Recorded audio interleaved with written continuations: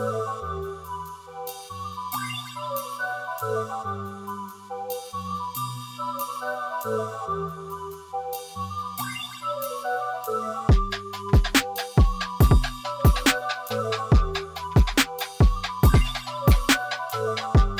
and gentlemen, welcome back to episode 23 of the Expansion Pack podcast, where we download this week's content and bring it to you. As always, I'm your host, Danzel, aka Black Ice, joined by my amazing co-host, starting off with Manny, aka Goopmaster Flex. Say what's up. No, what's up on our Jordan episode? Oh, our Jordan episode. All right. Manny always got a little something to, tie the episode to. All right, I appreciate that. All right. So we stay gooping as always, right, Manny? Of course, gotta stay gooping. Gotta stay gooping. All right. And we also are joined by Chris, aka May 25th. What's going on? What's going on, people? I'm assuming based on Goop's statement that next episode is going to be the Kobe episode, right? Oh, shit. Right, that's so we're gonna have to do it like that. Oh man. I throw it up for the guy 2-4. This coming from a Celtics fan, yo.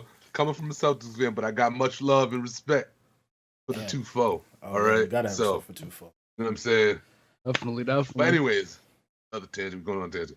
Games, talking about some games. Let's talk about some games, baby. It's definitely a good week. Good week for gaming for sure.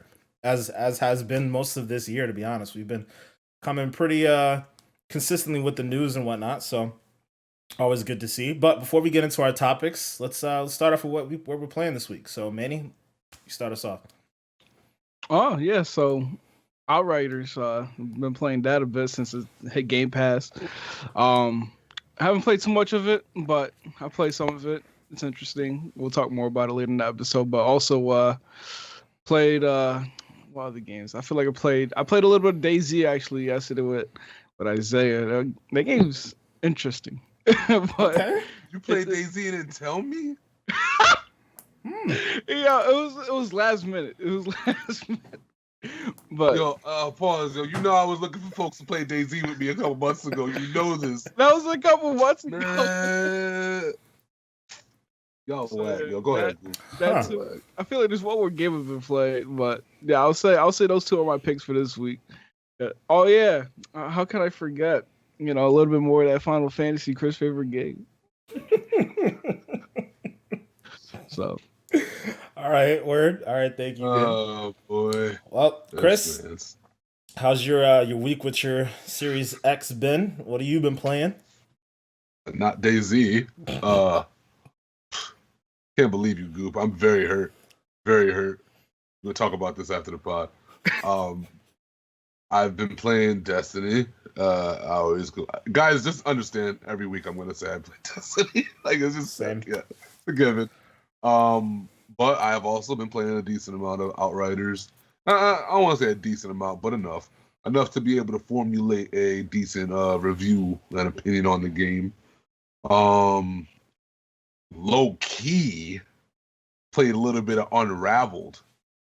Low key. So you know what? Let me start it up and see what it do. So you know what? I don't be playing these platformer games too often, but it's got a certain charm to it that I enjoy. Yeah. And I think it even has like a co-op option in the second game, if I'm not mistaken, or something like that. So, game's pretty cool. Have I touched anything else? I briefly touched Cyberpunk for a second, just to kind of like jump in and see if I felt any differences or whatever. Talk about that later. Trying to think if there's anything else I touched. I don't think so. No, that's about it. Okay, word. That is about it. Thank you, gentlemen. So yeah, for me, I've been, obviously Destiny every week. There's always going to be Destiny. Definitely been playing a good amount of Outriders, and of course, like these guys said, we'll be talking about it a little bit more later on. Definitely have some complicated feelings about that game, and also. Shout out to Manny. I do have a PlayStation 5 in my possession. So, with that being said, I've been playing a lot of Miles Morales. Absolutely loving that game. I do, and and I will admit that Miles Morales is the only PlayStation 5 game that I have been playing. I downloaded a couple other things, but I decided I'll get to them afterwards. I will say I'm a little underwhelmed by the the Dual Sense controller. I don't know if it's everything that it's cracked up to be as far as what everyone said, but I haven't played Astro's Playroom. I haven't played some of the other games, but so far with my experience with Miles Morales, I'm a little just tiny bit underwhelmed. But other than that, I'm definitely loving my PS5 so far. See, guys, we show love to both. Okay. Yeah, I'm definitely gonna have to dive into Astro's Playroom this week though, and like get a better feel for the controller. Maybe I'll report back next week with a completely different review. But yeah, so far. Any drift by then? Oh god, if I have drift, y'all. I'm gonna tell y'all right now, if I get drift in a week, it's weird because definitely gonna hear about it. Like when we were talking about the controller, and you said like how it feels like light for some reason. But, like I'm feeling it, and I have it like next to my Elite controller, and they kind of feel like the same weight. But that's me personally. Like I don't know if it's because like your PlayStation 5, like I don't know if it's different because it's like one of those like they mass produced, even though like they had to mass produce the console launch ones. All right, so. Like I mentioned, I think I retracted my statement about the weight of it, but it does feel like I don't know. I feel like if I drop this right now, it's done. Like it does. They do feel about the same weight, but there's something about the like sides of the controller to me that like feel like it will break very easily. Like I feel like if I'm one bad trials game away from breaking this controller. I don't know what it is. I feel like the opposite, but I mean, there's a lot of drift problems, so maybe I'm just biased. Yeah. But again, I will say it's a massive step up from the DualShock controller. Like I feel like this is much more durable than DualShock controller, but I don't know, man. It's whatever. It doesn't matter. I have it. I'm having fun with it so far. I was just expecting a little bit more from all the hype that came around the controller and whatnot, but it's all good. It's all good. But yeah, before we dive into this week's topics, we gotta go through everybody's favorite segment. I almost skipped it, I almost missed it, but that's why I got my amazing co-host here to let me know what's good. So Chris, take it away. All right, we doing the icebreaker. All right, hold on.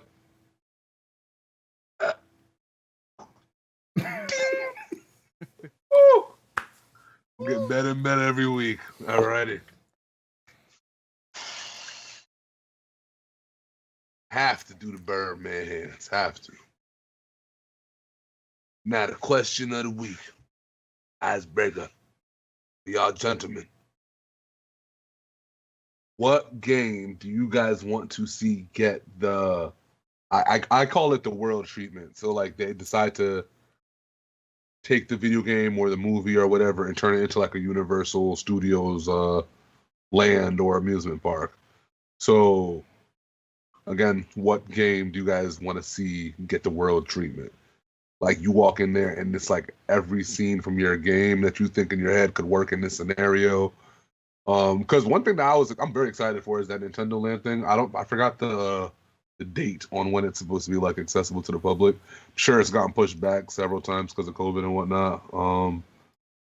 But I haven't looked at it in a while. But I'm so souped to be able to go do that, especially the Pokemon part. That's gonna be dope.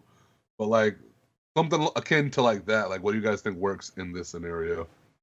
I don't know if you guys want me to go first, or if you guys are just jumping out of the seams to give your answers here. But I got an answer. I'll go first. Okay. You don't mind? What should be my answer? It's not gonna be your answer. Hey, why should be my answer? I'm scared that both of y'all got one answer. It definitely won't be any of your answers. It's actually gonna be recycling an answer from last week, unfortunately. But BioShock, guys, I've been talking about it for the last couple weeks. I think BioShock would be the perfect game to get its own theme park, world, or whatever what have you. It's not big enough yet, so I don't think that's something that would happen, but man, it'd be really interesting to get a world based off of Atlas, which is just all underwater. Imagine trying to recreate an underwater world as a theme park. Like I think that would be kind of wild. You know, they could go either way with it. They can either do like break up half the park to do like Atlas, which was really BioShock One's world, or oh my god, I forgot the name of the other world, but the one in BioShock Infinite where everything's in the air. Um, yeah, that would be really wild to try to recreate. Specifically, BioShock Infinite's world where they had the zip lines, and, or I guess I don't know what you really want to call it, but the lines that you could jump on with the hook and just kind of zip from point A to point B. Like I can imagine maybe that's how they would break up the world, right? There'd be like an overhead part that has like little carts or whatnot that kind of take you from one part of the world to the next, and it would be themed with those hooks. Um, yeah, I think that'd be really cool. And you know, you'd have big daddies walking around everywhere, little sisters walking around everywhere. That should be pretty cool. What you making that face for, man? You don't remember the little sisters? No. It's funny because Chris started laughing when he said Big Daddy. No, I did it. Yes, I saw that. I caught you. Oh man, yeah. Out of context, those sound really weird. But if you know about BioShock, you know what Big Daddies are. It's funny the second time too. Oh god. You know what Big Daddies are. Oh, that's hilarious. It goes without saying, but you know, pause. Oh god, Big Daddies. Oh man, but yeah, that's my pick. A BioShock world would be super interesting. Probably will never happen until that game gets, you know, more traction and whatnot. When they revive it, which you know they're about to revive it. But yeah, Manny, what about you? I was thinking, imagine a world of like, or a theme park that's like based around Halo. I just think that would be so dope. You know what I'm saying? Like you can have some small stuff like, you know, ghost bumper carts. You just crash. Is it ghosts or banshees? Whatever. Ghost. When it's on the ground. Ghost. Oh yeah. Mm-hmm. Yeah. Okay. I get them mixed up all the time for some reason. But like you have ghost bumper carts and everything like that. I mean, I just think it would be dope. Like, I just think it, you know, like, not even just like, you know, like the vehicles and everything like that, but like the atmosphere of the world. I just think the world looks amazing in like the Halo universe. I know it'd be kind of hard to like recreate it, but like I just think Halo. Sorry, I'm gonna cut you up, but I think they actually did this already. Stop the cat! No, stop the cat! They did. So it's called Halo Outpost Discovery, and it happened back in 2019. It was like a traveling theme park thing that was going on. I think they made like 4 different stops across the U.S. For the summer. So they did one in Orlando. Looks like they did one in Philadelphia, Chicago. Oh, so 5 parts: Philadelphia, Chicago, Houston, and Anaheim, California. Yeah, it looks like they did exactly what you're talking about. Definitely not to the extent that you're mentioning with like the bumper cars and all that stuff. So that would be a dope addition, but it was kind of more of like a traveling theme park thing. So just wanted to throw that out there. But go ahead. You could add on to whatever else you think would be cool. Screw it. We're going to Grand Theft Auto world. We're going violent now. We're going to take it to Los Santos. You're going to see these flying hover bikes. We're going to see missiles flying everywhere. Okay. They really took Halo. They can't take Grand Theft Auto from me. Yo, I would love just being able to walk up to some dudes in this world. Hey, yo, you ready to put in some work? Hell yeah, I'm down to ride for my set. What? No, what? But imagine this, like, and just what? Like, imagine like you're just like one of the rides in like the Grand Theft Auto world. It's like you're trying to pull off like some VR AR type of thing where it's just like you're out here just recreating a heist from Grand Theft Auto. I think that would be dope. That would actually be pretty cool. Yeah, like a getaway scene. Like that would be the ride. Yeah. Like, then you know what I'm saying? You got people running up to you, hitting you with the bats or the knuckle dusters. The bing bing. But that would be my pick since Halo's already taken. Like I said, tears. Okay, that's dope. All right. Well, Chris, what about you, bro? I'm surprised neither of you took my answer. But for me, and I have a good explanation for this, I want to see a Resident Evil world. So, like, I want a more horror-based one because they don't have that there, right? There's nothing in Universal that's horror-based. But you already know when they do Universal, they go balls to do all and to the finest details on everything, right? So it's like if they did this with Resident Evil, I'm thinking more like how how every time it's Halloween and they have the haunted hay rides and the little spots where you can do your thing. I'm thinking of something like that, but like turned up to the max and just Resident Evil style. And you know what I'm saying? Like imagine being able to go inside of a building and you able to like pick up guns and stuff and find clues and try to piece it together in real life. But they got cats out there with the Resident Evil 4 style stuff where they're busting out the tentacles in their faces and doing all kind of crazy mess. And like, dude, I'm telling you, I want this to be scary. It needs to be scary. Like, right? It needs to be, if it's Universal, I'm only expecting it to be legit looking. And I think that they should have a horror-based option for people who want that kind of rush. And people who really want to experience that. Like, if they put a Nemesis in this shit, bro. Like, if they put that in this, or like I forgot the name of the thing with the tongue. What's the name with the thing with the tongue? The liquors. The liquor, yeah. Liquor in this job. I'm telling you right now, bro. If they get any of those Ouroboros ass things with the tentacles flopping around, if they find any way to like animatronically make that in real life, I'm one of the biggest Resident Evil fans there is. I'm not stepping foot in that world, bro. I'm not seeing that shit ever. Hell no. Bruh, I'm just saying. Imagine if they recreated the village.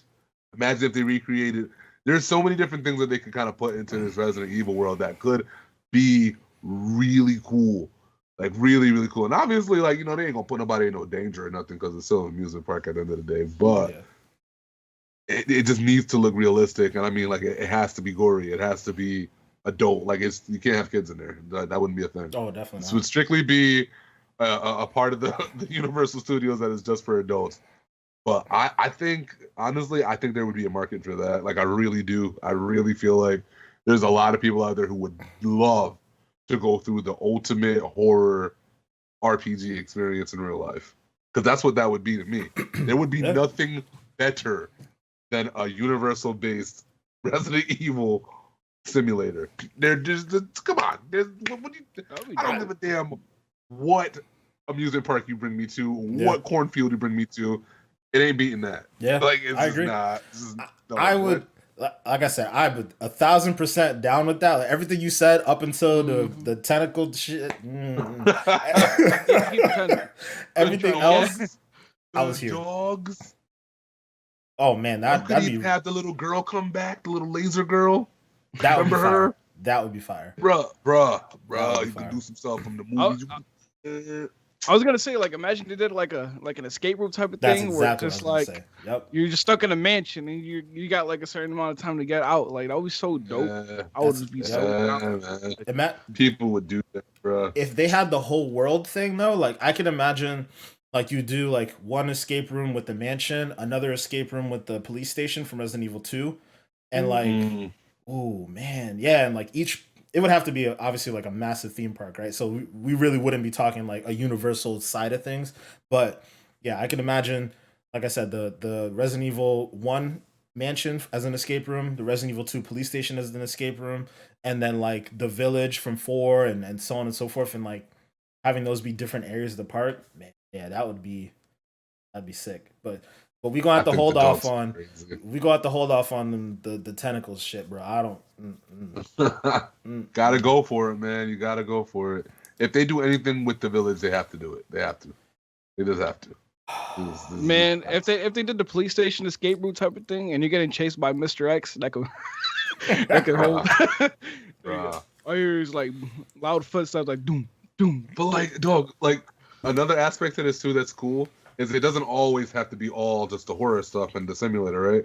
If they can also do a part of it that also kind of like goes into the details on what happened with the T-virus and show like the laboratory or the laboratory, however you want to talk about it. True. And like kind of go into some of the lore a little bit of Resident Evil and fill in some holes for folks, and like all that stuff could be super dope. Like a whole section that you don't really kind of like sweating, it's just about learning about the lore, and man, that could be cool as hell. Yeah, you know what, Man. Chris? I'm surprised I didn't get that idea because I thought you were gonna steal it. I really thought you was gonna. Really thought so. I like it though. I I like was it. like, if he don't, then Goop taking it for sure. But nah, y'all didn't take it. Yeah. Yeah. That's wild. Yeah, guys, let us know what you guys think about those ideas in the comments below. As always, we really want to hear what you guys think. I think that Resident Evil one, that's mm, yeah, we can't do the They would tentacles, bro. make mad money. Holla at your boy. I got some ideas for you. You know what I'm saying? Capcom. For Capcom, you know what it is. All right. real. All right. Well, thank you for that one, Chris. That was actually a really, really good one this week. But yeah, let's finally dive into the topics this week. I got a little ahead of myself, a little bit earlier, but it's okay. Okay, we're here now. We're gonna talk about the topics for the week. Definitely got some interesting ones, some big ones to talk about. But yeah, we're gonna start off with Cyberpunk. So this week we got Chris already dropping his head. We got a pretty big patch 1.2 dropping, like over 200 different fixes for the game. I don't even know what else to say beyond that. I'm just gonna dive right into the responses here because we got a couple different things Cyberpunk to talk about here. Personally, I don't. If I'm CD Projekt Red, right? I'm gonna just say this real quick. If I'm CD Projekt Red, I ain't talking about this game. Like, yeah, you gotta let people know that you got the patches coming out, whatever, what have you. But I ain't talking about this game until I drop the next gen patch, right? Like, personally, I don't want to hear anything about this game until the next gen patch drops and you got some more story content. Like, just make it like a big relaunch. Like, hey, we're here. You got a PlayStation 5, you got a Series X. Come play, come back. We got this, and this. But either way, we got a big patch this week. A lot of eyeballs are on it. Chris, I know you got a chance to play a little bit, so I'm gonna let you start off with your impressions on the patch and just what you think about what's going on with Cyberpunk as a whole. So go ahead and take it away. Well, first thing I want to say is I completely echo what you're saying with the whole not saying anything until the next gen patch comes out. In my personal opinion, I think they should also do some due diligence, and if they went the route of just going with next gen and then kind of like taking that only and going forward, please let the older gen console folks know exactly what they're going to be getting, or that they're not getting anything, or whatever the case is. Just make sure that they're very well informed and in the know. But I do agree. I feel like with this next gen patch, it should be them definitely doing kind of like a little small reboot, and them also throwing a little bit of a white flag saying, all right, now we're next gen only. Because going forward, I see no point in them continuing to try to fix what they did on the older consoles. I really don't. I really think they should have waited and they should have just, released it only on the new shit. I get it. They try to make money all across the board and they wanted to try to make everybody happy, which in a sense, if it went smoother, it probably was the good call because people today are still struggling to get the new consoles. So I get that, like it made sense on paper to do what they did. I don't see it as just a money grab for them, even though it kind of was in a sense too. But trust me, I completely get it. I got my roommate. You guys all know it. Now he needs a next gen console too. They're not easy to grab. It made sense to make it accessible, but my God, like you guys really have to like make sure people know what they're getting into. With that being said, after poking around in it for a little bit, I didn't see much of a difference. I didn't experience any new bugs because I know that's what a lot of people are saying. Like they fixed a bunch of stuff, but it brought in a bunch of other new bugs. Didn't see anything myself, but I did notice that some of the stuff that I am looking for every time I see a patch update still didn't get fixed. So for example, I don't know how many times I got damn say it. The Lizzie is like my favorite handgun that they have in that game. I like that gun better than Johnny Silverhand's gun. It is a damn good gun. But they will not release a damn legendary blueprint for the gun, so I have to constantly use the epic version. Why? Why? That is like the simplest fix I think you could do in the game. Every time I boot it up, I look for that first. Still not fixed. And there's also not a legendary blueprint for the Skippy, the gun that talks to you. Yeah. So there's just like little minor things that are just still missing from the game that I don't understand. I would have thought crafting would have been a lot better by now, because crafting is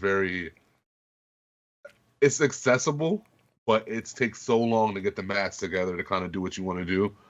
They need to improve that stuff, and it's just, I don't know, man. To be fair, I'm though, with you. To be fair, though, those last three things you mentioned, right? Do you think? I mean, at least to me, I don't view those as fixes, more as like additions to the game. So I don't know if they really focus on adding anything yet, right? Like I think they're just really, really going hard on like bug fixes. Do you consider that a bug fix, or Um, I guess I don't consider it a bug fix. I threw it in the same boat as an actual bug, but if we're gonna be specific, then yeah, it's not really a bug per se, but it's a really annoying, I guess, thing that I'm expecting to come with quality of life changes. I guess I don't know how else I can put it, but yeah, it's just not. It just doesn't make sense that you have all these other guns that can do this, and then two that are just like kind of left behind, and like you do all these patch updates, and then something so small as that you're just not looking at. But I get it. There's priorities. They have to try to look at other things. I don't know. Some very small thing that I found weird. yeah. I would hope that because at least it does seem like, and I have some problems with this too, so I agree with you. But it seems like they're not focused on the quality of life stuff yet, and I don't know enough about game development to say like whether this is something that should happen or not just yet. But it does seem like they're very much focused on like bug fixes, and then maybe down the road be doing more quality of life stuff. I am curious about your experience with the game, considering you're on a Series X now. Like, what improvements if any, have you noticed, or anything along those lines? So this is funny because I have to mention another game to get this point across. Okay. So Series X, in terms of that, I haven't really got a chance to kind of like dig in and look at like ray tracing or any kind of that kind of stuff in the game and really take notice of it yet. However, this is gonna make y'all laugh. While playing Destiny a couple of days ago, I forgot where I was. I think I was on the moon or some shit like that. And there's a puddle of water on the ground, right? And it was very reflective. My dumbass thought it was a hole in the ground. So listen, y'all, that's how good it was, right? Okay. I tried to jump in the hole, and I noticed that I splashed water at my feet. And then, pure shame. Pure just unadulterated, unfiltered just shame of I tried to jump into a water puddle thinking it was a hole in the ground. Oh, it's that next gen power for you, bro. Mm-hmm. So, if that does not explain what's going on here, I don't know how else to put it. But I didn't experience that in Cyberpunk specifically yet, but I will dig in deeper and hopefully have more to speak on that later. But I don't know, man. The only thing that I could see that really seems like they kind of fixed is some of the other minor things, and then I guess things like how the police spawn and shit like that. I'm reading and but I'm with you. Give me the next gen one. Yeah. And we'll see where we're at. For sure. Well, Manny, I don't know if you got a chance to dive into the game at all, but even from what you know about the patches so far, what do you think about this? Yeah, just I think it's funny seeing like some videos on YouTube about like the patch fixes with the air quotations. But yeah, I mean, even it's funny to see how like there's more bugs in the game, or like there's some added bugs. Not I wouldn't say more than probably when the game first came out, but yeah. The fact that there's just added more bugs when it's like you're trying to fix the other ones, and it's like you got to deal with those, and there's probably new ones gonna pop up. It's sad, because like it's such a good game, but like these bugs are just like spoiling it, making it like a bad experience for like especially current gen console players. So like I remember I even seen one like glitch or bug where like you're driving and the next you see VT posing like outside the vehicle. Like what type of bug is this? How does this even happen? Yeah. But like it sucks. I kind of wish like and I know we talked about it too. It's like they should have focused strictly on next gen and just kind of like canceled the current gen, especially like, I feel like it just took so much longer to finish the game just because of the current gen and all those bugs and everything like that. If you just focused on the next gen game, like it probably would have been, a lot easier to work with since it's like upgraded hardware.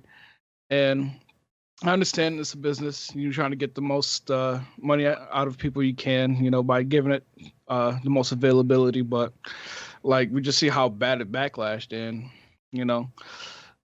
like some people still like really can't enjoy the game because of how much bugs there are still. Yeah, you're right.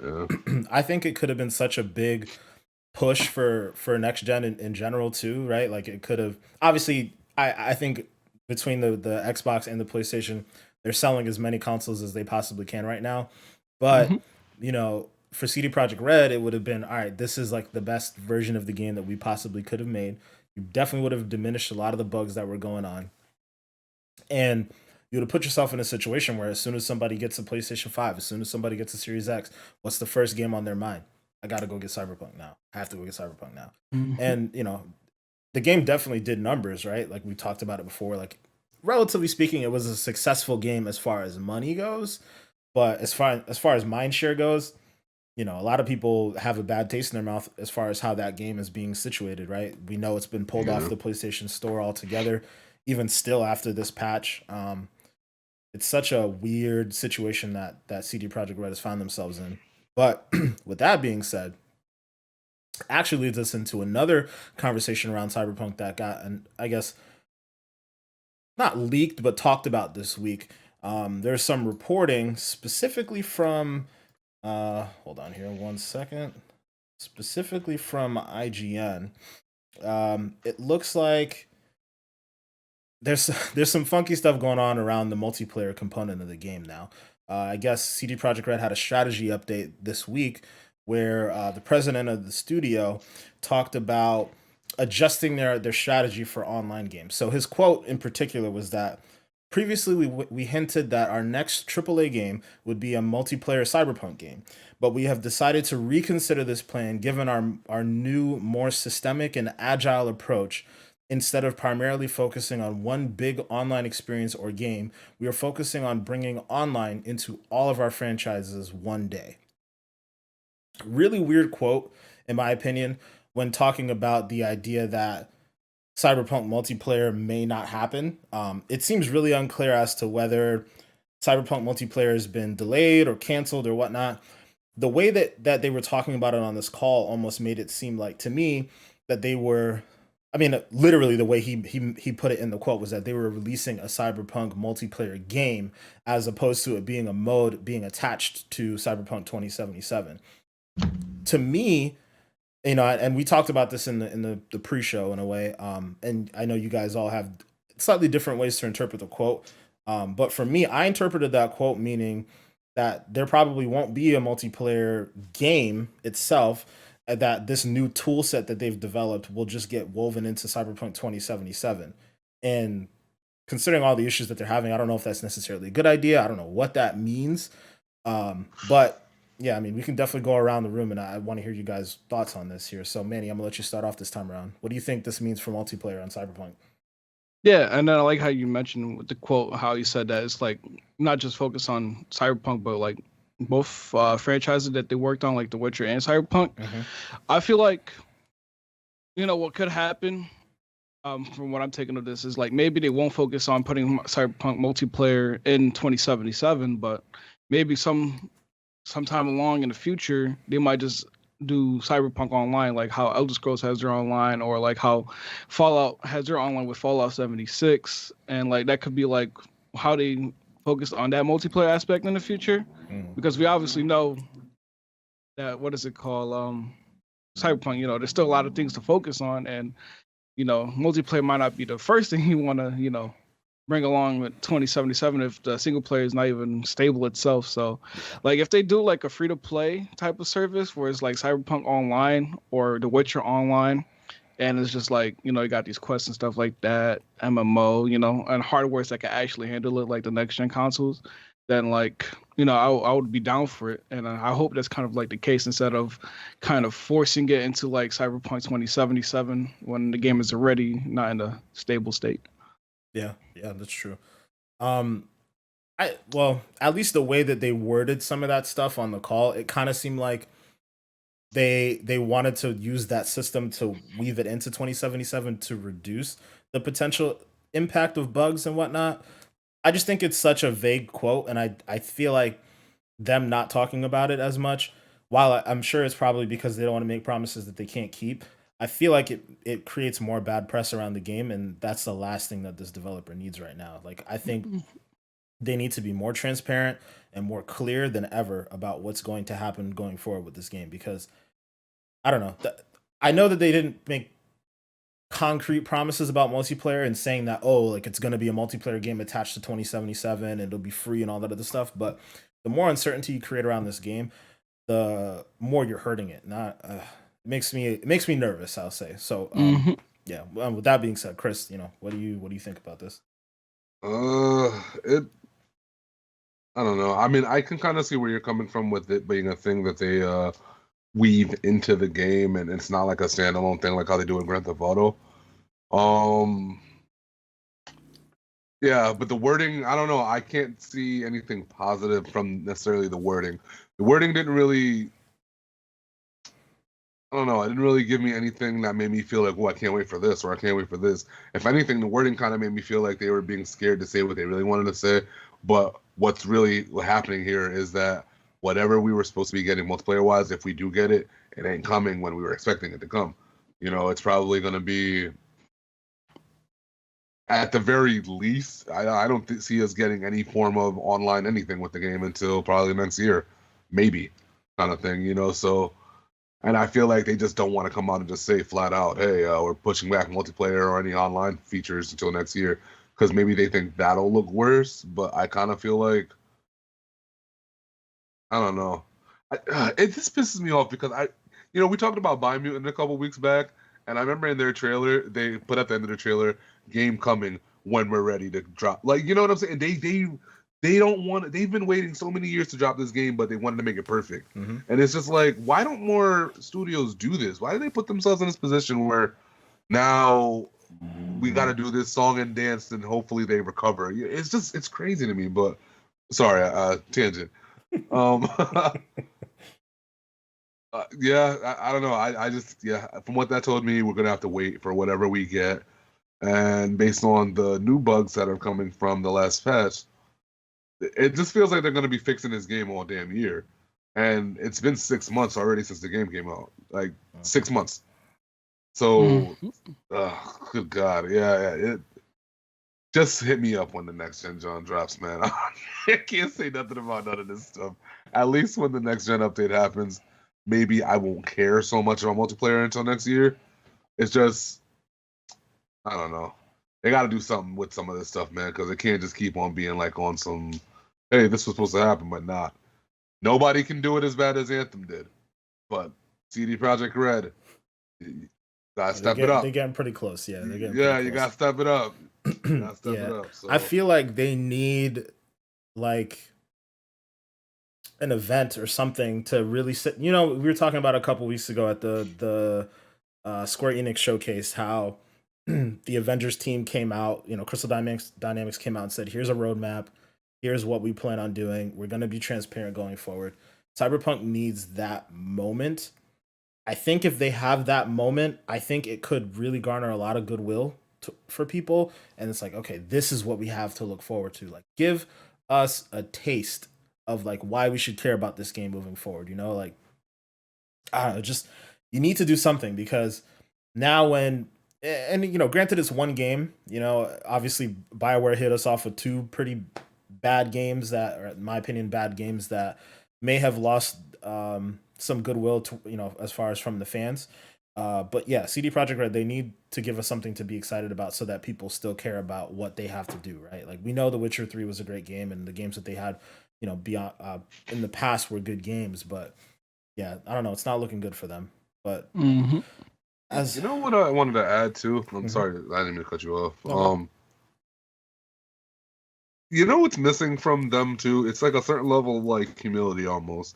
And not saying that other video that came out before a month or two ago with the one of the developers, and he looked really kind of like just drained and like his soul was gone out of him or whatever. Mhm. We got that one video and it was like, all right, we feel bad for you guys because we know you're working on the game and stuff, but like you still got to give us something.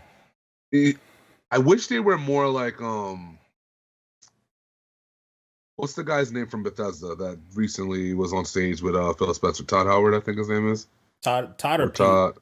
Pete is like the head guy at Bethesda. Todd Howard's the guy who invented, or who's basically the brains behind Fallout and Yeah, he's the one that was on stage with Phil, right?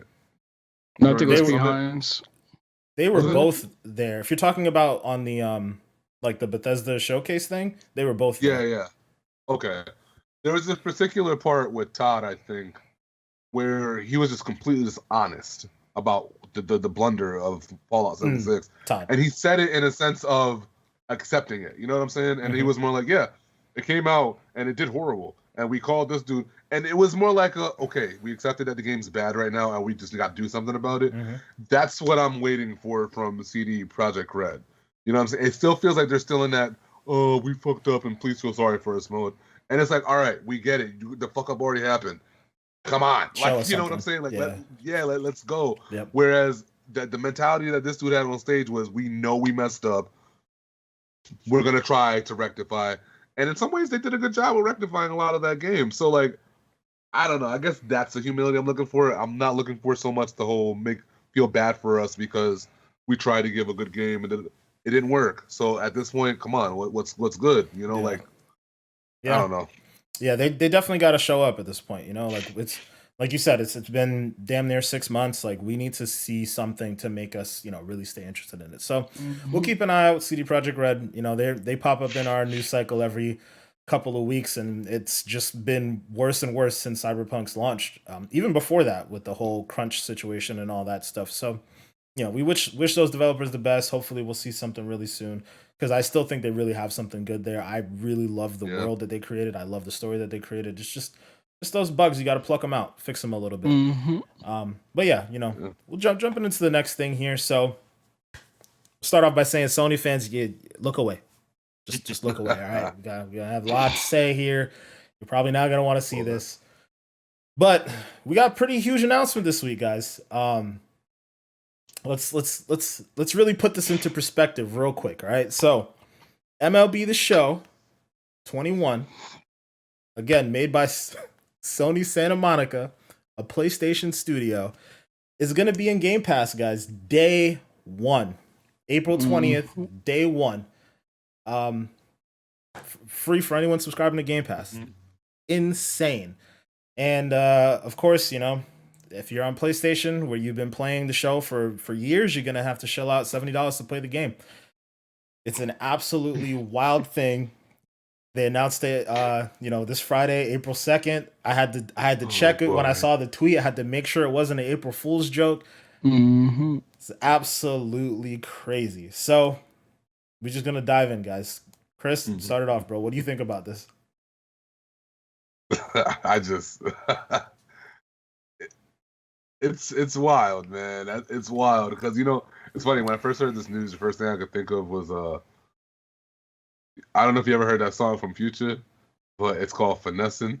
And it's like, Finessing, Finessing.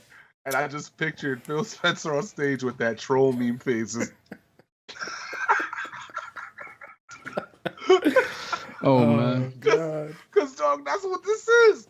There is no other way to put this. This is a straight up finesse. He what? How? Like, if you're working for the Sony studio and you know this is gonna happen, like, I mean, maybe you don't care because you're just there to make your dollar. But if you have any kind of like heart in it, how do you feel okay with this? Like, how are you? That's weird, man. You literally are serving up a highly sought after game because there's not a lot of baseball options out there. You're serving it up on Game Pass day 1 for people who pay a subscription fee every month and telling your own native customers that they have to spend $70 to play this game. Bam. Bam. My guy finessed them in 2 ways. Not only did he finesse the fact that he got y'all making a game to play on his platform that more people are probably going to be okay with, but he finessed it in a way where now you guys also look bad. You guys look very bad now because like who allowed this? Who said this was okay? Like who? Somebody, all right. This is like somebody said this was okay, and I'm just trying to. Yeah, this man finesse, bro. That's the only thing I can say. I don't know how else to put it. Like, because this should not have happened. This should not have happened. And the gaming community is laughing. I think some of us are still gasping. I was in shock. I'm still in shock. I just don't understand the move here. Like usually when you look at a business like deal, you kind of see on both sides usually where there was benefit or where the gain happened. Mm-hmm. I see 100% where the gain is for Microsoft. I don't understand what Sony is getting out of this. Can y'all explain this to me? I don't see what they get out of this at all. I can see where PlayStation wins here in a way for the dollars. I don't want to tip my hand as to what I have to say about it just yet, so I'm gonna let Manny go first before I go into it. But yeah, Manny, what do you think about it? I mean, it could also play in the part that the MLB might have a factor into this. Like, they might have a say because, like, they could be just like the producer of the game because, like, they're calling shots. They forced Sony to make it into Xbox, so now we have it on Xbox, and they're probably like, oh, we see how Game Pass is doing with these other games. Why not try doing MLB so we can let your fans know or play the game day one when it comes out on Game Pass with the subscription. So it's funny to see like everybody was going crazy, the tweets and all that kind of stuff. Like somebody posted a tweet, it was like, I forgot how it went, but it was like PlayStation was like, the best we can give you is Hot Worlds, I think it was. So it was like a picture of like the pawn shop dudes or whatever, and it was funny because like it's Xbox is just like everything is like coming to Game Pass, especially exclusive titles. Like whereas PlayStation's like the best you get is like PlayStation Plus gives you like random games every month, and you still got to shell out $70 now for these AAA titles. When Xbox is like, all right, you just pay $10-15 a month, and here you go, you get to play it. And it's crazy too because like with the whole Game Pass and xCloud and all that kind of stuff, it's like you could play MLB The Show on your phone. Like you could take it anywhere. As long as you have a controller, I'm sure. You just play it on your phone, like play on your Xbox, all this kind of stuff. So it's definitely a huge deal for MLB, in the sense where it's like a lot of people are being able to play it. But like I feel bad for Sony fans who've been dedicated to the system, the service, the PlayStation Plus, all these years, and the best they get is Oddworld. It's looking tough over there for them, man. And obviously, like you mentioned, Manny, like they're pretty vocal about their displeasure around it. A lot of PlayStation centric content creators and like blogs and whatnot, they're really talking about how bad this makes PlayStation look, how good it makes Xbox look. Like, we talked about this before, pretty much since the moment we started this podcast, right? Like Xbox is here to make moves this generation. They're not playing around. Ever since Phil Spencer took over, like he's been making more and more consumer friendly moves. And, this is just another one of those things. And it's obviously on a completely different scale when you think about the fact that this is a PlayStation game. It was a PlayStation exclusive for many, many, many years. And yeah, Manny, you hit the nail on the head with what I was going to say, right? Like, I think PlayStation has absolutely no control over this deal. This was 100%, I think, between the MLB and Xbox. I mean, even if you look at the announcement that came up on the Xbox blog, it was the whole thing was written by Jamie, we'll say Lassie, basically the MLB senior vice president of games and VR. So the blog post came directly from the MLB.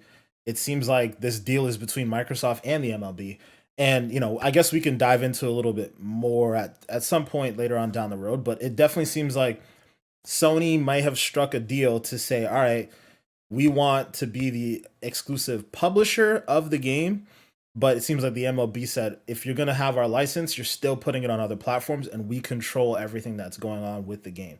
So, yeah, it definitely seems like MLB kind of went behind Sony's back in a way. I don't know if that's the right way to say it, but one thing you can definitely say is, Phil Spencer's out here playing freaking 3D chess, bro. Like it's such a big move, bro.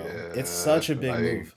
Like, and it's like, now we got MLB in Game Pass, EA, or not EA, but like the NFL and NBA. Where you at?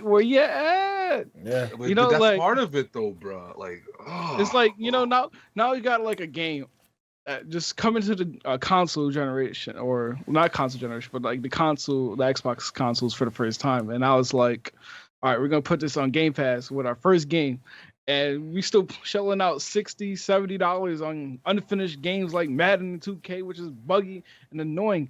Like, that's and then they're gonna make us pay like bread on VC to like create our own characters and all that stuff. Like, obviously it's optional, but like, and MLB The Show, I'm sure there ain't no microtransaction unless you're playing like Diamond Dynasty, I think it's called, which is like the ultimate team of MLB. So like, you know what I'm saying? It's just like. But this could change the landscape for sports games, though, right? Like, I hope so. That's what I was gonna say. Yeah. I really think it opens a door here if it like. Yeah. If it's like, successful. Oh man. Yeah. And the other thing. The other thing around why I think, even if Sony did have a hand in this situation, I think it's a win for Sony if they're still getting a cut of this, is that you have this franchise that's never existed on a platform.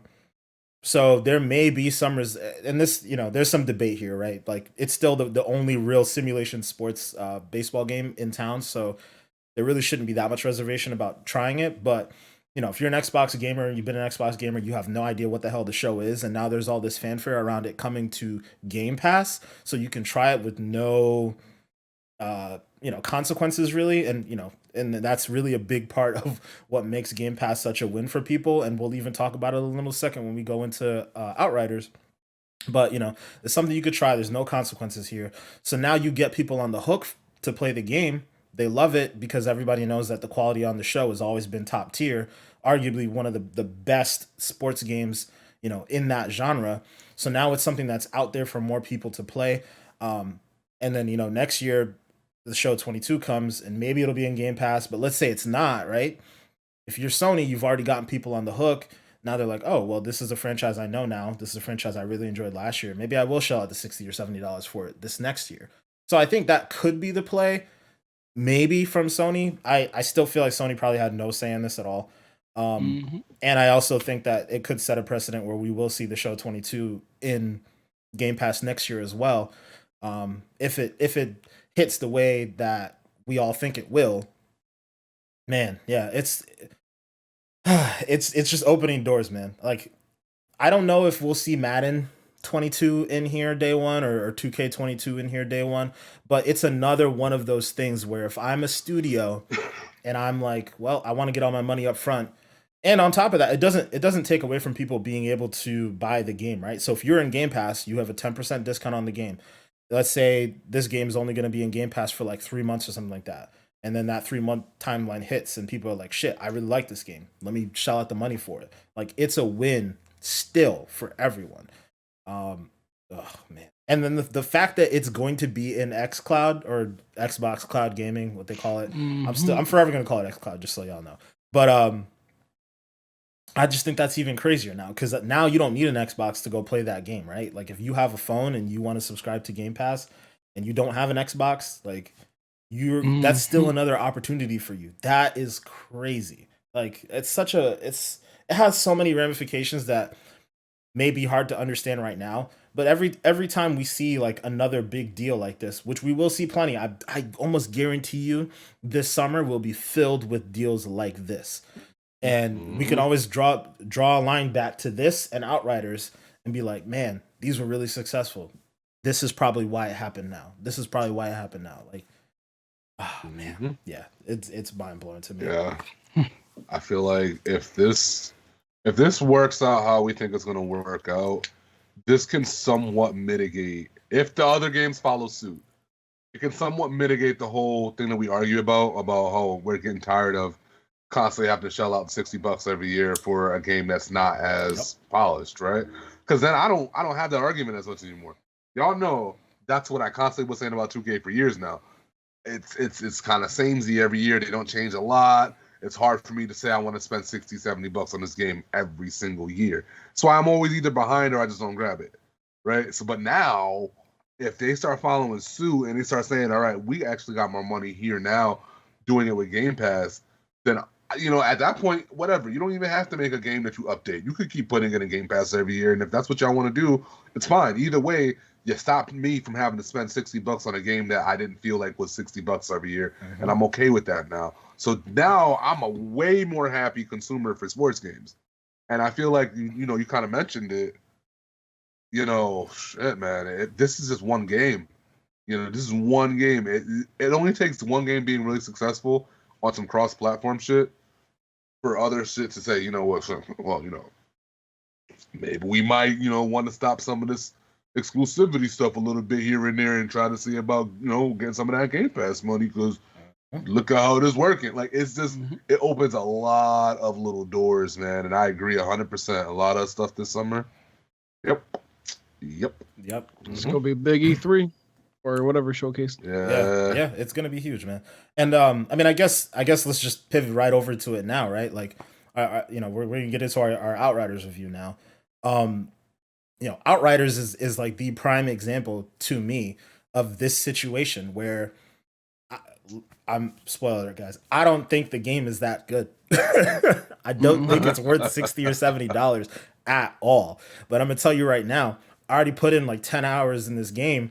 Like I guess halfway through the game, halfway through my world tiers, halfway through the level situation. Like, this is not a game I would have spent $60 or $70 on. But the fact that it was in Game Pass, like, I'm playing it now. And when you tweak that to look at a sports game, like right now there's nothing in Outriders that would cause me to spend any more money into the game, right? But a sports game like a 2K or something like that, let's say now I'm somebody who like Chris, right? For example, he mentioned 2K. He doesn't buy it every year. He waits for it to be cheap or something along those lines, or he'll just skip a year altogether. So now it's in Game Pass. Now Chris is diving in. He's liking what he's playing. He's playing my career, and he wants to buy some VC. He wants to buy some drip for his character. That's $20 out of Chris that they weren't going to get beforehand, on top of the Game Pass money they're getting from Microsoft. It's like the monetization strategy has changed now. Like, these companies aren't just thinking about, oh, I'm going to get this guy $60, because that's not realistic anymore. People have this expectation around Game Pass, and I'm thinking about it too, right? This week I got my PlayStation. I bought Miles Morales, and it felt awful buying that game. Like, not because I don't think the game is worth that money. It's just like, now I'm just trained to have these really great experiences in Game Pass. It just feels weird. I had to shell out money for Miles Morales. I had to shell out money for Ghost of Tsushima. Like, it just feels weird now, like it's I don't know. Like, I don't know if that's a good thing necessarily, because I think these studios definitely deserve their money, and obviously they're getting it from Microsoft when they're being put in Game Pass. But it's just weird. Like, it's such a thing to be acclimated to, where it's like I can expect these really great experiences in Game Pass, and I'm just paying my monthly subscription like I normally do, and it really is on the lines of a Netflix of gaming type of situation. Or like, I shell out my money every week or every month for HBO Max now, and every month I know I'm going to get like a high quality Hollywood movie that's going to be in HBO Max for this year, right? Like, this week in HBO Max we got Godzilla versus King Kong. Like, that's a huge movie, right? And now it's already there for me in the service. Netflix, every month we know we're going to get some high quality TV show or movie or something like that. Like, this is just moving that scale. Like, this is how entertainment will be from here on out. Like, it's crazy, man. It's crazy. Yeah. But yeah, aside from the Game Pass stuff, guys. So Outriders, let's talk about it here. I've already said my little spiel on the game. Manny, I'm gonna let you start off. What do you think about the game so far? Man, it's so cheesy. Like it's like especially in the beginning portions of the game, like the cutscenes. Like I feel like the cutscenes are so bad. Like not like in a way where it's just like I don't know. It's just weird to explain. Like so, like I feel like the cutscenes cut off a little early than when they're supposed to. So like it could be like in the mid last sentence, and then it's just like next thing you know you're in the game already, and it's like okay, that was kind of weird, but I'll dive back into the game and it's just like I mentioned with our first impression with the demo a long time ago, it's just so basic. You got your power sets, your guns. I mean, obviously they got the loot aspect of the game where it's like depending on what tier you get, whatever you want to swap out your gear. Okay, cool. But like it's just like at times it could just be like a basic art. You sit on cover, you shoot, depending on what class you pick, of course, and then like you use your abilities. And I'm glad it's on Game Pass because like, I definitely wouldn't have shelled $60 or $70 depending on whatever they set the price point at. Mm-hmm. It's like now I'm playing the game and I feel like I'm gonna enjoy the game because I got it for free basically. And like like if you have an Xbox Game Pass, definitely I would say download it. I mean, it's not gonna hurt your pockets in any way. And it just like maybe in the future, if they get as much people playing the game, update the game more. I mean, shoot, why not? But like it's a game I want to like, but at the same time, it's like it's corny. It could be a good corny in a sense, but it's I would say that's like kind of my first impressions. Like it's a corny game, but like it could have potential if they work things out right. Okay. Outright. Outriders. This guy. Chris, so what do you think about the game? What's your impressions on it so far? It's great. It's weird though. I do like it. It's not like outstanding or anything that I'm like, oh my god, but I know there is something about the game I do enjoy. Yeah, it's weird though because it's like nothing in the game stands out as something that I've never done in another video game before. A lot of it seems like a bunch of bits and pieces from different video games. You got a lot of gears in there. You got some Mass Effect elements. You got some. Trying to think what else you could.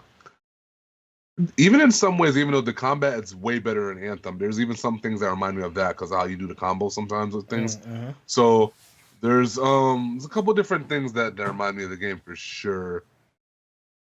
But you know what it is? It's the damn looter aspect, man, and I think that's what they've done very well. I got to give them credit for that. It's not nothing special, but when I pick up a piece of gear, and even the low tier gear has decent perks on it. Sometimes if you find like I found something the other day. What it do? There's a thing on the I think my character is a technomancer. Pyromancer. No, not pyromancer. It's techno something. The one that does all the long range stuff, and he has the turret. Oh, okay. People. I know what you're talking about. It's the very first class to the left that's green. Yeah. And so there's a thing called blighted rounds where you can load your bullets up and they do toxic damage. And I got an armor piece that now, because basically the way it works is you can do the toxic damage, but as soon as you swap your weapon out or you reload, you lose the perk. So the armor piece I had just picked up lets me live through a whole reload, and I get to keep it for another clip. So I was like, man, this is kind of cool because like the synergy here is really kind of nice. So I guess the reason why I think I like it is the looting aspect, and it makes me feel powerful right away. Like I don't feel like I gotta super grind to get my shit, and that's the one thing about a game like Destiny where it's like you can kind of go through Destiny and not care about any of your perks if you want to, and there's plenty of players who do that and they're successful. Like they'll go into Crucible with whatever weapon and they'll still do well. But there's a level of the game that you're kind of like holding yourself back from in terms of just like that S tier level of snap my watch. Sorry guys, this S tier level of just like kind of being able to take advantage of all the things that the game lets you do. Whereas Outriders, you don't really have to work too hard to kind of feel kind of strong after a while. If you can get your character up maybe 1/3 of the way and you unlock a good amount of those special abilities, you can make some decent builds here and there, even just with the low tier armor. So it makes me wonder, like, what the legendary stuff looks like seriously, because I have nothing even close to that yet. And I guess that kind of brings me into the next thing, where it's like, if this loot is really good enough to grind for, and then I get it, and it's doing all this crazy stuff, there's no way I can't see them not eventually adding content in the game that allows me to use this now strong stuff to go do something. You know, there's just no way. And I know we had spoke about this a little bit before, you know, in the pre-show or whatever, but you know, them putting it in Game Pass was humongous, man, because none of this would have happened without it, in my opinion. You know, you got a game that had a decent amount of buzz and a decent amount of people were talking about it, and I think a lot of people were excited about it before the demo even came out. And then the demo drops, and it seems to be turning a couple more people's heads a little bit. And then they announced out of nowhere. They didn't wait. You know, they didn't even do like what Fallout did. They were just like, nah, we're going to beat it to the punch, put it in Game Pass day one, announce it to the fans, whatever, cool.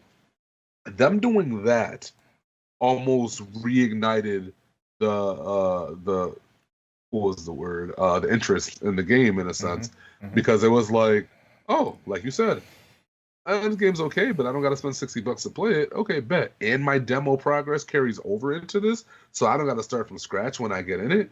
Oh, wow, this is actually pretty decent. So now you're looking at it, and it's a sense where it's like, now it seems like it's a little bit of a hit, right? Now you got all these people who kind of like it, and it seems like they're kind of digging it. And like, I'm seeing some really good reviews from certain folks that are just like hooked, you know? There's no way that any of this happens without Game Pass. And I remember, you know, earlier you had mentioned too about how, you know, now they might be kind of forced to kind of go down the route of adding stuff like raids and stuff to the game. And I 100% think so. 100%. There's no way you're going to tell me I'm grinding like how I'm grinding to get this stuff. And now you got a lot of people into the game, maybe even more that you thought that you were going to have at first, but then you don't add anything to the game to let these people do their thing. You got co-op, all this stuff. You're not going to add a raid to this game. You're not. Bro. Y'all going to add some raids to the game. Come on, man. Stop playing with me. So... But I couldn't have said that a couple weeks ago. Yeah, I could not have said that. And that to me is, when you see stuff like that, you can't argue against Game Pass, bro. Like, you just can't. You can sit there and you can make any excuse you got in the book, but the Game Pass literally just took a game that was like kind of like warm water and turned it into something that's hot water, and now it might be boiling in a little bit. Yeah, I'm just saying that's. It's all anyone's really talking about this, you know, this week as far as games that they're playing, right? Like and you know, in general, anybody's talking about is Game Pass, period, right? Like, we're talking about it. Obviously, the MLB show stuff happened, and you know, it's hot right now. Game Pass is like really, you know, it's having a year, right? Like, it's all anybody's really been talking about. And I love that you mentioned the raid stuff, right? We talked about this in the past. You know, the developer really seems to be having a weird time talking about whether this is a live service game, and you know, there's not really a lot of end game content right now. And you talked about, you know, all these builds and all, you know, the fun parts about the game being all the different weapons that you can get and all the synergy and all that stuff. And part of me thinks that the reason why it's set up that way so early on is because there really isn't an end game, so you have to make the player feel powerful like immediately. There shouldn't be something to grind for, and you know, there's some value in that. You know, and there's some argument to be made about that. But the difference I would at least bring up about Destiny is there's an end game. It is like unapologetically a live service game. Yeah. You're grinding for all these weapons, you're grinding for all this power to then go ahead and bring it into raids, to then go ahead and bring it into multiplayer. And obviously there's no competitive multiplayer or PvP aspect to Outriders as of yet. I don't know how that would work. Anyways, I don't know if I necessarily want to see that. Yeah. But you know, it seems like at least this studio, People Can Fly, they've really tried to stay away from the idea of calling it a live service game, because there is no end game. There's no raids, there's no dungeons, and no none of that. And you know, maybe part of that is because they didn't want to invest in all that stuff if the game wasn't going to be successful. The hope is that now that, you know, all this stuff has happened with Game Pass and the game's really garnered all this traction, that hopefully they will now spend the resources to go ahead and add in raids and add in all this different stuff to keep the players coming back for more. And that's the thing that makes this game difficult to review in that regard, because all this stuff that we're pulling together, all these weapons and all this stuff, which I admit is like one of the strongest points of the game. Like I've had an opportunity to play the game. To me, the two strongest points about the game is it makes you feel powerful immediately. Well, three points. It makes you feel powerful immediately. The guns are diverse in the sense that they all have different perks that are fun, right? Like I accidentally picked up a gun off the ground and equipped it because I held the X button for too long, and it was an SMG, and I was like, oh, okay, whatever. Like I started shooting somebody with it because I was in a really tight position, and he turned to stone. And I was like, what the hell? I was like, oh, is that like something that the other enemy did or whatever? Because sometimes if an enemy accidentally shoots another enemy or hits them with a grenade, those effects happen to the enemy. So there's like friendly fire from the other team. So I was like, oh shit, let me like shoot this other guy, shoot him in the head, like, and it has to be a precision hit that turns him into stone. I'm like, oh, this is fucking fire. And it's like I probably wouldn't have like dove in to look at that gun's perk set because I just picked it up quickly and I was trying to go through the level, whatever. But I was like, damn, this is dope. Like, and I had a lot of fun with that gun until I got one that's significantly more powerful. And I actually found like a legendary gun or whatnot. It's purple or whatever. I was like, oh shit, well, this is better now. So I'm going to use this. So the difference between the guns and the perks and all that stuff and it changing your play style in real time is really cool. And it happens so quickly that you don't have to like finagle with the mods and stuff like that in the same way that you would in Destiny. So that stuff's really cool. But yeah, in the back of my head, the idea that I'm doing all this stuff and it might not mean anything in the long term kind of sucks. So yeah, I'm really hoping that we can have more positive things to say about the game down the road if they really do commit to a roadmap where there's dungeons or something along those lines, like more challenging content that you want to bring your friends into and play longer term. I know they're dealing with some pretty significant server issues since they released, and at this point it's just kind of one of those things that's to be expected. It doesn't make it feel good or anything like that, and it's not necessarily an excuse, but at some level with these games that are set up this way, even though they don't want to call it a live service game, it basically is a live service game. It's not surprising that they're having some of these server issues. So I hope they get that stuff ironed out soon, because didn't feel good the other day trying to play with Adam, and we're going through I think we were just getting to one of the boss fights for him in his world, and then boom, we got kicked out. And I was like, damn, shit sucked. I think we were just going to get Manny in there too, because he had just finished downloading it or whatever, what have you. But yeah. I'm hoping they get that stuff ironed out soon. It's probably because they weren't expecting that much people, so they didn't have as much servers. So at this point, man, I might have caught them by surprise, maybe. Yeah, maybe. It's true. But we say that about every. At some level, you gotta. Yeah. You gotta spec out for capacity, right? Like at least 2-3 million. I know there's some funkiness going on with the game because I think crossplay was part of the reason why they were having some of those server issues. True. They had to turn off matchmaking crossplay, like off the bat. That was one of the problems that was happening. Was a feature. I forgot too until recently. Mm-hmm. Yeah, but yeah, you can crossplay between PlayStation and PC users and all that stuff. So, wow, yo, there's no way there's no raids in this game. There's no way. I didn't even think about crossplay potential. There is no way they don't add stuff to this game. Like, nah. I agree. Yeah, they got to do it. Yeah, now that it's successful, I hope they reinvest all the money that they made and all the hype that they're getting around it and reinvest it into just drawing out the life of this game. And hopefully they can make a better story, because that's a big area of opportunity for me. I just feel like the story is terrible. They're trying too hard to make it feel like Gears of War 2. Like, yeah, big areas of opportunity for me. But yeah, anything else you guys wanted to say about this game before we wrap up? Well, I said, they just one thing too. I feel like the menu in the game is kind of clunky.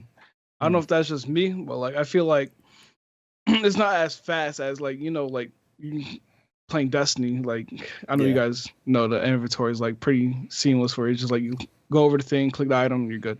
Yeah. Like I feel like that could have a little bit of improvement, but I mean, yeah, I felt they're not utilizing the SSD well or something. I was gonna say too, like it felt like it didn't feel like a next gen game. It just feel like it was like upscaled to 60 frames for next gen consoles. Cause like the loading is still kind of forever and like, at least a little too longer for, what I'm used to. Yeah, you're right. In comparison to some other games, yeah, the loading is a little bit, especially considering it's not like they were loading in massive worlds or anything. So, yeah, I don't feel like the next gen upgrades are really hitting the way they could be. So, hopefully that changes. We'll get some updates down the road and we'll see what that looks like. But, Chris, you were about to say something?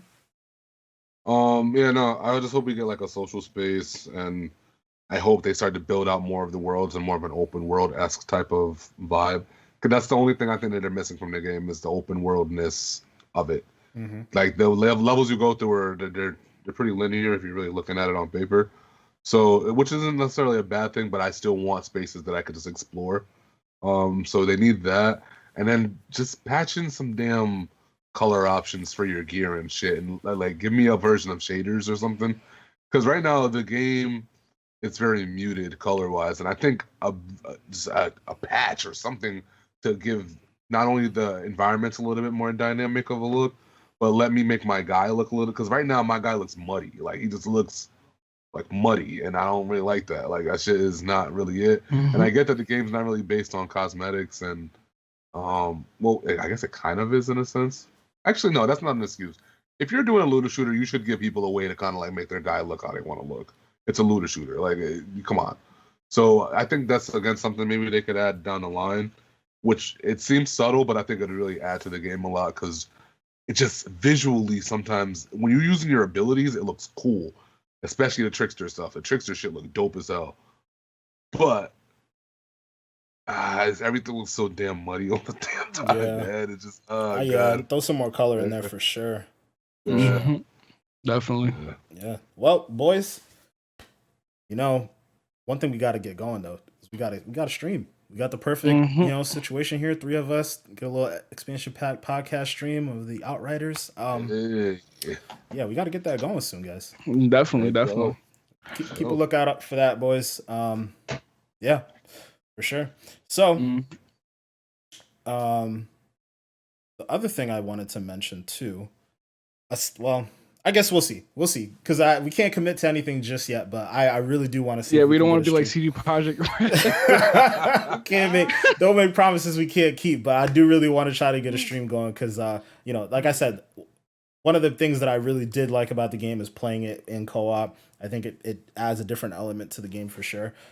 So yeah, maybe that's something we can explore this week or something. But we're gonna head out. It's running a little long this time around. So, boys, let the people know where they can find you. This time I'm gonna switch it up. I'm gonna let Chris start off. That kind of messed me up a little bit. All right. Well, people, you find your boy on everything at MAY25THX on everything. And as I always throw in at the end, because I know it's a new age and the young folks don't be doing this no more. But I'm also on Gmail. So, pen pal me. All right. Tell your boy. All right, Manny. It's good. All right. Yeah, you can find me anywhere. Instagram, Twitter, Twitch, Goopmaster Flex. Twitch and Instagram is a little different. Goopmaster Flex under TTV. Hit your boy up if you guys, got something to say. Like, obviously discuss games and stuff like that. You already know. Okay, word. All right, well, for me, as always, you can find me Black Ice 8 pretty much everywhere. Xbox, PlayStation, Steam. Make sure to check me out on Twitch as well at twitch.tv/Black Ice 8. Only difference really for Instagram is it's Black Ice 8_gaming. And as far as the podcast goes, definitely make sure to like and subscribe to this video. It helps us out big time. We're really looking to grow and bring you some more content, a little bit of diversity and not just the podcast and whatnot. Definitely keep an eye out for our Twitches as well. We're going to try to get things going, get more group streams going for sure. And yeah, check us out on the Instagram at XPackPod. And we'll check you guys out next week. Thank you guys for watching as always. Peace. Hey, All right.